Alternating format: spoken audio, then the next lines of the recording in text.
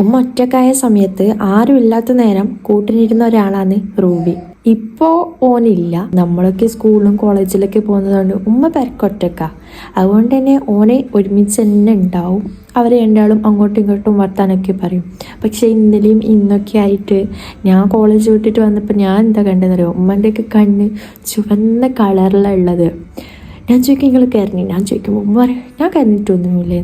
പക്ഷെ അപ്പം തുടങ്ങും സങ്കടം പറയാനായിട്ട്. അന്നൊരിക്ക് ഓനൊരു പൂച്ചയാണ്. പക്ഷെ എൻ്റെ ഉമ്മാൻ്റെ 6ാമത്തെ മോനത്. ഉമ്മക്ക് അതിൻ്റെ ഓർമ്മകളൊന്നും മായ്ക്കാൻ പറ്റാത്ത അവസ്ഥയിലുള്ളത്. ചില സ്നേഹങ്ങൾ അങ്ങനെയാണ്, അമിതമായിട്ട് സ്നേഹിച്ചാൽ അത് ലഹരിയായി മാറും. ശരിക്കും ഞാൻ എൻ്റെ ഉമ്മാൻ്റെ അവസ്ഥ ഞാൻ ഇപ്പോൾ കാണുന്നുണ്ട്.